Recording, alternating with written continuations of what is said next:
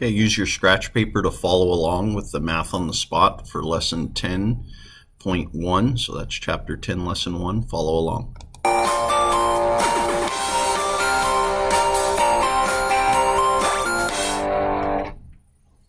I am so excited about this thing that we're going to do together. This is one of my favorite things in all of math.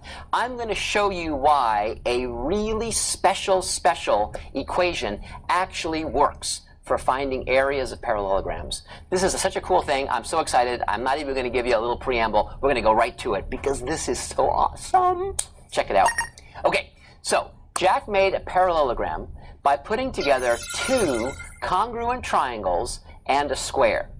Now, the triangles have the same height as the square does. The question is, what is the area of Jack's parallelogram? So first of all, I want to make it for you. This has so many great parts, I don't want to even stop this. I want us to think about this forever. So first of all, if we take, you see this triangle, put it right against there, and then take this triangle and put it right against there. And then what happens is, wait a minute, a little more. There we go. Look at that. Isn't that beautiful? It's a that by itself I think is fantastic. But let's think about what the area of that is. Now, we know the formula for the area of a parallelogram. And I want to state it, and then I want to show you why it's true. Now, everyone knows the formula for the area of a rectangle. That's so easy, right? It's just base times height. Well, it turns out that a similar looking formula actually holds for the area of a parallelogram. It's the base, which is the length of the base, times the height. So I'm going to use b to represent the variable, the unknown representing the base, and then h is the height. Now, the height, though, is not this. It's that perpendicular height. It's the perpendicular height.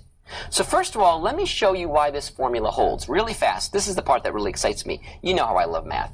So let me pull everything apart so you can see it again. So you see, there it is. That's kind of the pulled apart, dissected one. Now check it out. If I take this and move it right against here like I did before, and now take this and move it all the way over to here, how cool is this? Do you see what I get? I get a perfect rectangle. And so the area of this rectangle is easy. It's just base times height. Base times height. And so that's why the formula for a parallelogram is the same as the formula of a rectangle. Because really, if you just move around those triangles, you can take a tilted guy and make it a regular rectangle, just by literally doing what we just did. And so that is the secret. That's why the formula holds. So all we have to do is figure out the height. Well, the height is actually really easy. I'm going to keep them a little bit separated so you can see them. Because remember, we're told this part here is a square. So if this part here is a square, the height is going to be the height of the square. And the height of the square, of course, is easy to see.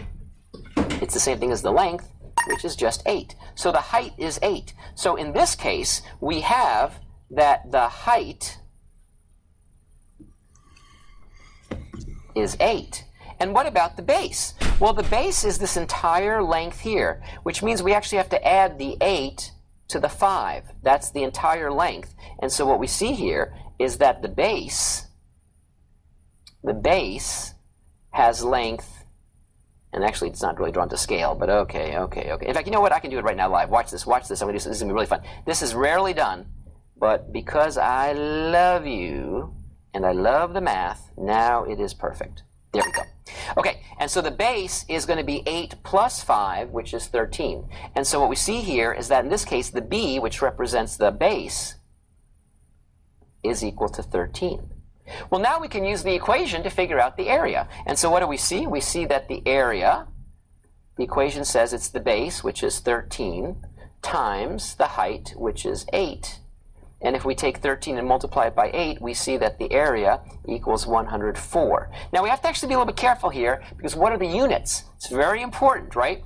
Area is something times something, and so it's got to be units times units. In this case, notice it's centimeters. So we have centimeters times centimeters, which we say square centimeters. Or sometimes we could write that as 104, and we write them as centimeters squared. That's a shorthand way of writing it. But either way, we see that the area of the parallelogram that Jack created is in fact 104 square centimeters. And the really cool thing is we found that out by, first of all, using this equation, figuring out the independent variables. The A was the dependent variable, but we also, and this is what really got me excited, we also saw why this formula even holds. It holds because really every parallelogram is just a rectangle in disguise. And once you see that, you know it's base times height.